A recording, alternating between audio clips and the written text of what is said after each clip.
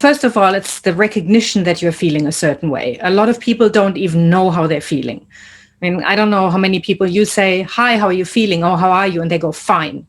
And fine is generally, don't talk to me. I don't really want to feel what I'm feeling. And it actually stands for, that's my acronym, fucked up, irrational, neurotic, emotionally unavailable. Love it. The smile that doesn't reach the eyes, where you're just going, I'm fine. Just let's not talk about it. So instead, I'm not saying go and divulge your deepest, darkest secrets and going, I'm feeling absolutely desperate right now. But it's about saying, you know what? I'm struggling, or and it's not. I'm having. It's not too bad. Not too bad is almost as useless as fine.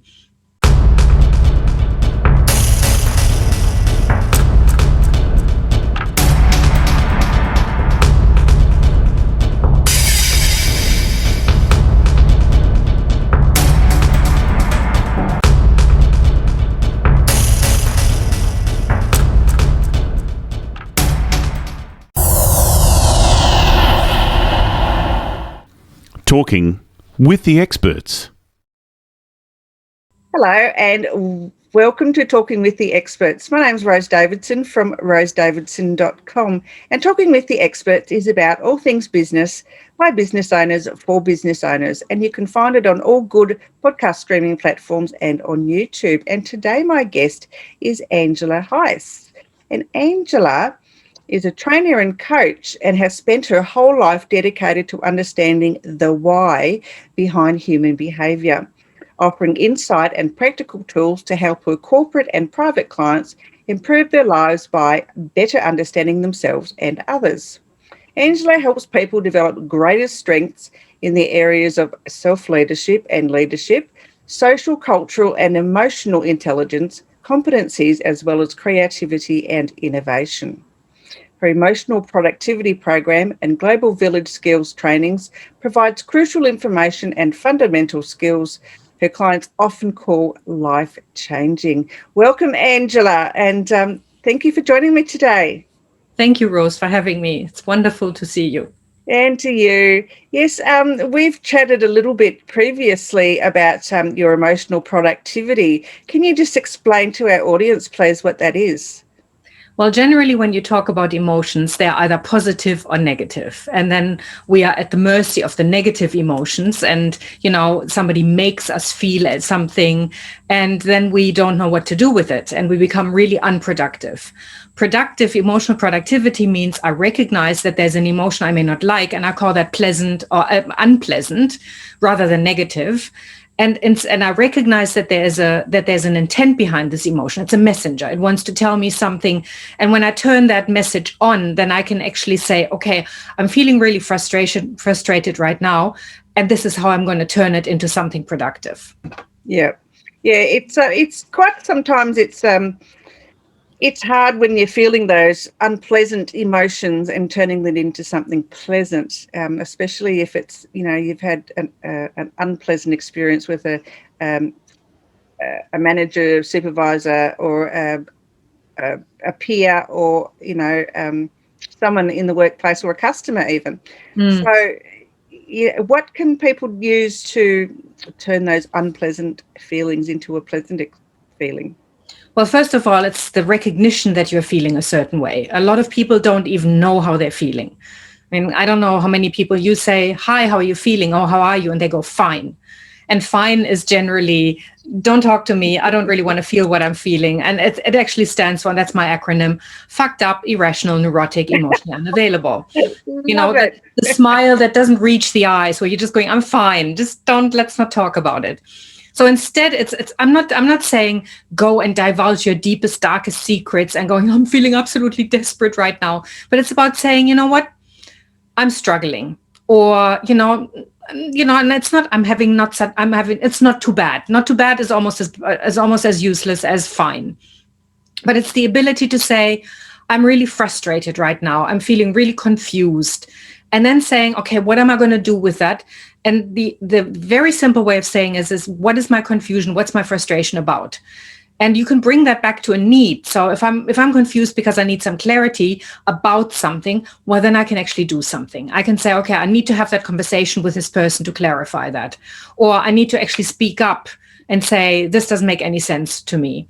Or if I'm frustrated, it may be I need to have some progress here. And then, so what can I do to make that happen? So instead of going, oh, this is just the way it is, or again, somebody says, they make me feel.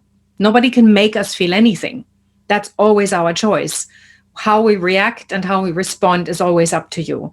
And that's a sense of responsibility. Yeah, I think it's probably ingrained. You make me feel this way.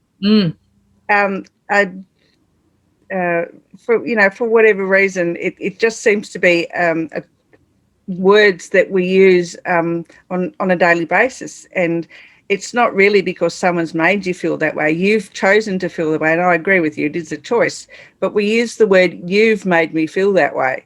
So how can we change that and flip it around? It's being aware of it, because it's everywhere. If you listen to music, the way you make me feel like, it's all over the place. And when people say it to us, you make me feel really angry, or you make me angry, instead of reacting, it's about saying, really? And if it comes out of our own mouth, it takes a level of self-awareness. I mean, because we have what comes out of our mouth is generally not the stuff that we're conscious of. We just say things and then maybe we take it back. It's like sending an email and 10 minutes later we go, oh, maybe I shouldn't have sent that. Yeah, I agree. And it's about really saying, let me rephrase that. It's not that you're not making me angry. I feel angry right now. And the reason for that is this. And I know it sounds really simplistic, but it is really that way. It's about taking ownership of what's going on for me. Okay, so I know you are posting things on Facebook at the moment. I know last year you were posting something, a challenge every week about different types of emotions, or every month. I can't remember now, but it was really quite interesting. And then now you're doing other things about emotions and feelings. Can you just explain, what the reasoning is behind that, and some of the things that you've covered so far this year? Yeah. So last year I did #52 emotions, and we went through all of the different, not all of them because there are thousands of emotions, but I picked 52 emotions that we experience on a regular basis. And I used emotions that are supposedly negative, like anger, like hopelessness, self-pity, things like that. And what it was about recognizing what the intent is and how you can turn it into a productive power. This year, I'm doing #52 needs.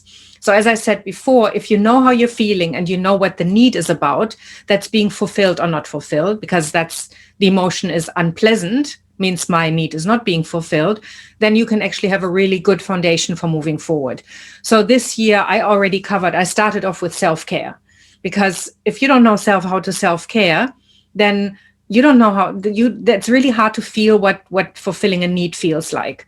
So if I'm running on empty, if I don't get enough sleep, not enough food, if I don't have enough alone time because I need to be that because I'm an introvert, or if you eat foods just to, get through the day and it doesn't really nurture your body, what it does, it literally turns the body off. We stop feeling what's going on. And our body is a beautiful feedback system. It lets us know when something's working for us or not. And then when it starts screaming louder, we get into dis-ease. So self-care was the first one. We've been looking at inspiration. This week is all about hope. Last week was about choice, because a lot of people come from, I have to, I must, I ought to, I should. And I invited people to say, okay, try it out. What happens when you change, I have to go to work, to, I choose to go to work? How does that feel? Yeah, there's, was it could, should, and would, those three things. So how do you enable or coach or train business owners and give them the tools that they can create healthy relationships within the workplace? Well, I've got programs and I've got tools that I've identified over the years. I've been coaching for 25 years. And I've been on the path of self-development for over 40, which means I only actually started working with people 15 years after I started working on myself, because I didn't want to be one of those people who sat in front of somebody and said, oh, you've got that problem, I've got that too. And I'm always work in progress. I'm not saying that I'm a finished product, by no means, but at least I know what it means to go through that process of self-development. So I've created a whole toolkit of basic foundational skills that work in leadership and that work in everyday life. And so I've got programs that I walk people through, and depending on where they come from and what kind of work they've done before, I customize the program so that people, and because it's so important to me, people fulfill their needs when they work with me. Yeah. So can you just, give some basic information about what the programs include? Well, there are training programs that I either do interactively online, or they're self-paced programs that I love mixing with coaching sessions. So people go and have do a module, and then they come back and we discuss the module and whatever comes up for them in that context, or whatever has triggered them into, or that reminds me of, or actually I have a situation at work that I would really need some help with. And then I become the bouncing board, I just support people in by asking questions. But I'm not one of those coaches, I'll be honest with you. I know there are coaches who just ask questions, and they ask questions and ask questions. I always say, if somebody doesn't know how to get out of a room, just showing them the key in the darkness and hoping that they will find it themselves may not actually work. You might actually have to put the key in the lock. So it depends on where the person is at. But I love working with people and helping them find the tools so that they can get out of the room and then they can keep going without me. Yeah. So, we all know that we're all emotional creatures in some form, or yeah.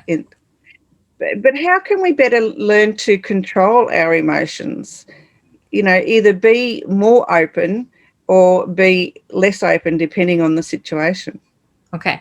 First of all, if you don't mind, we don't really control our emotions. I mean, if you put yourself into control, that's almost, you're contracting the muscles, you're getting really tight, you might even tense your jaw. So controlling emotions generally for me means somebody is pushing them down.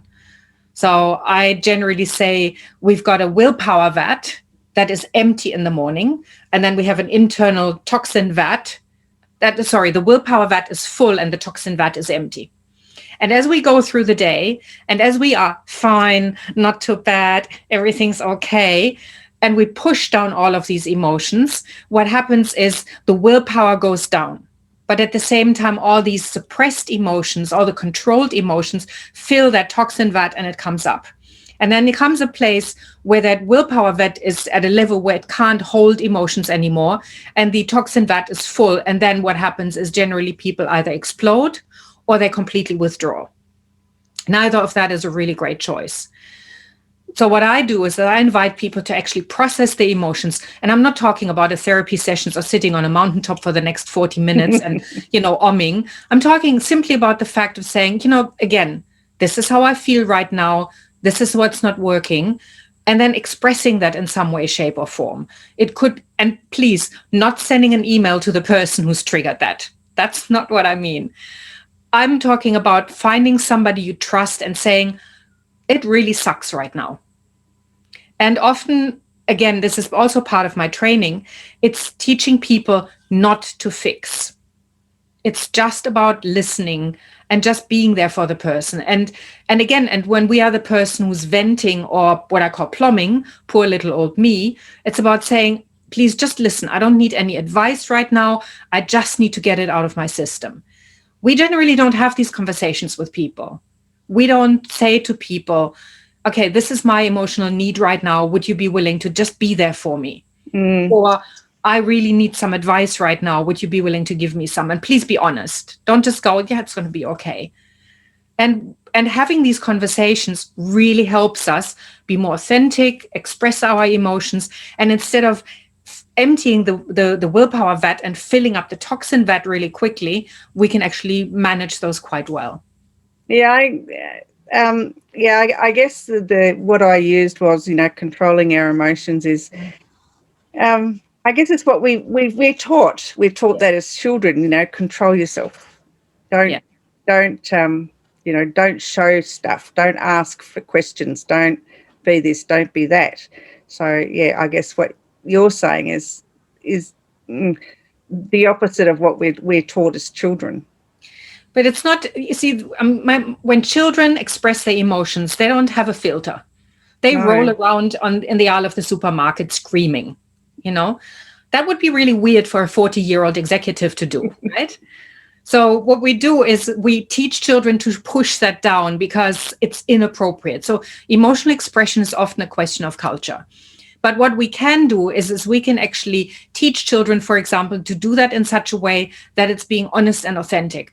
But instead, what we do is, as you said, especially boys, you're a big boy, big boys don't cry. Come on, hold it together. And girls increasingly get the same message, because we just don't have time for emotions.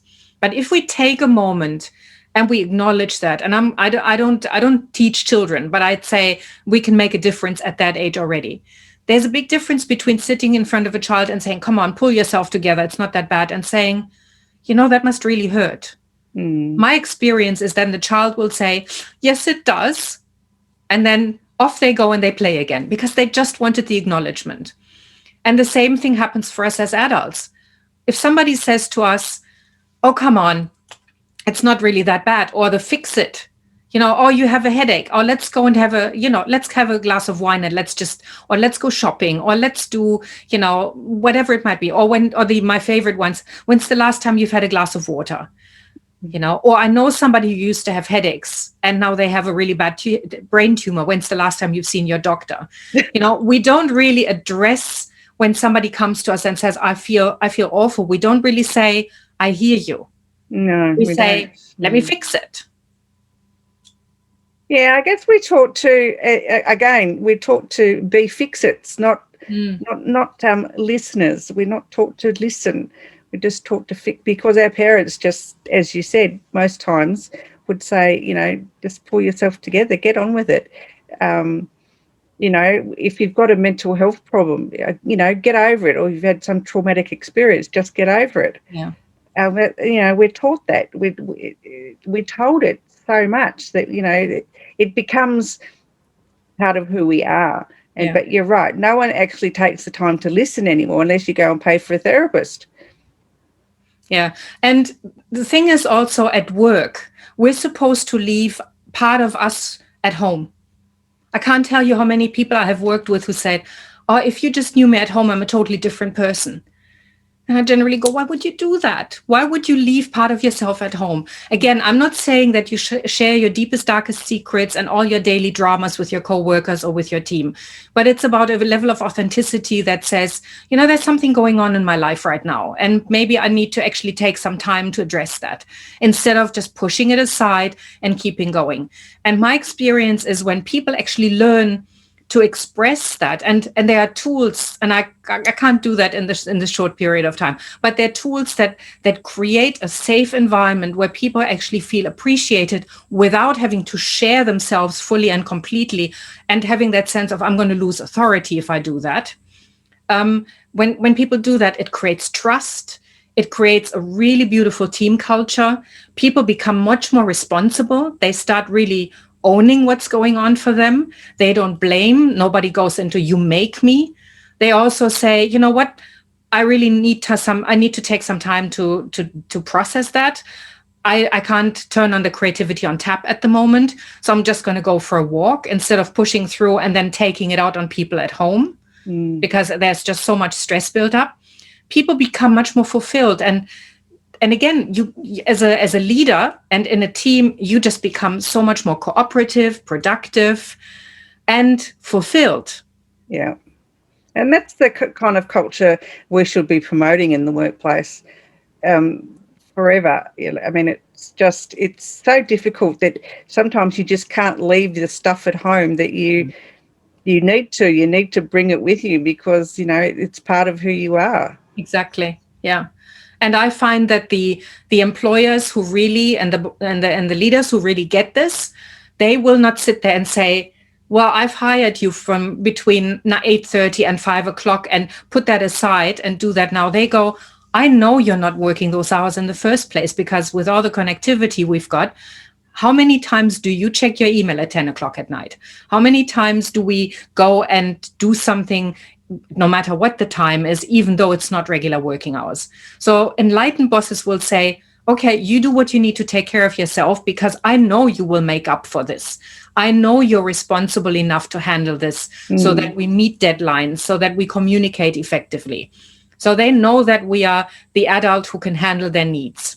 Yeah, yeah. And it's in the workplace, it's really important that you have a leader, manager, supervisor who can help you process those emotions if you're having some issues with, a personal issue or with another team member. They should have the ability to, listen to your concerns and help you manage them. Yeah. And the key word, as you said, is help them manage, not fix them. Yeah. Because a lot of people then go in and say, thank you for sharing this with me. And then they go off and talk to the person in question. And that's almost like mommy or daddy are fixing the problem for a child that can't do it for themselves. Whereas when it's the coaching approach, when it's like, okay, tell me more about that. And have you given this a go? And what are you doing? And, there are all sorts of different ways in which to empower a person to then go and handle it themselves. So that's the difference between giving somebody a fish and teaching them how to fish. Yes, definitely, definitely. So if you got any wise words, Angela, to people who may need to either be empowered or to empower? Okay, there are so many different environments in which to empower. Okay, so say you've got a leader who, needs some advice perhaps on how to make their staff feel more empowered. Okay, and there we go. You can't make somebody feel empowered. Yeah, sorry. Yeah. See how it slips in. It does. It does. So how can you empower your team? Okay, well, first of all, recognize that they're adults and that they can handle their own needs. Ask more questions and trust that they're competent. That's what you handle them for. That's what you hired them for. So when you empower somebody, you actually. Okay, so when you empower somebody, you trust that they can do their job. So often people go into micromanagement mode. And it's about saying, do I really have to do this right now? Is the person competent, or do I just think that I would do a better job because I'm used to doing it? So it's about empowering by saying, I know you will make a mistake. I will support you in managing that, but I don't expect you to be perfect. So there's a learning process involved. We're guiding people into competence. Yeah. So, okay, I guess on the other foot then, how can staff feel more empowered? How can they feel more empowered is by going, if they have an issue, and it's about taking a small risk, but not without consulting with the people around them. It's about discussing them, but not asking for solutions and fix it and do it. And again, when there is an issue of some sort, don't go to your boss or to the person and saying, I have a problem. Go and say, I have a problem and this is my suggestion. I've already thought about it and this is the way I think I could solve it. And of course, there are the situations where they may not have any idea how to solve it, but then it's about being honest and saying, I have no idea how to deal with this at the moment. But don't go in with the expectation that the person, the boss, the team leader, the colleague, whoever, is going to do that for you, but going with the intent of getting some suggestion and then being responsible for taking care of it themselves. A lot of people give up their responsibility. We live in we call it the nanny state, but it's also very prevalent in offices, in any kind of company, because it's just so much easier to do something on behalf of somebody else rather than show them how to do it. So it's really important that people say, I just want your suggestion. I would like to handle this myself, rather than give up the responsibility. Yeah, it's and sometimes it's really hard not to, to say those words, because you're frightened. Someone might judge you, or they might just take it off your hands anyway. Yeah, but it's the honesty. It's about being able to say that and say, I really acknowledge that it would be much easier if you did this for me, but I'd really like to learn how to do this myself. So if you would give me some suggestions on how to do that, I would really be appreciative. But often people go in and say, blah, here it is. And then as a team leader or as a boss, I would say, ask the following questions. Are you just venting or plumbing? Or is this a constructive conversation about finding a solution? Yeah, I think these are skills that we should be teaching our children from an early age. Yes. And I think the society would be a lot better off. Yeah. We need to teach people how to think, not what to think. That's it. Exactly. All right, Angela, thank you so much for your time today. I'm sure that we've learnt a lot. I know I have. Don't use the word make because no one can make me. I need to scrub that word out of my vocabulary. Thank you so much for the opportunity, Rose. All right, Angela. Thank you. Have a great day. Thank you. You too.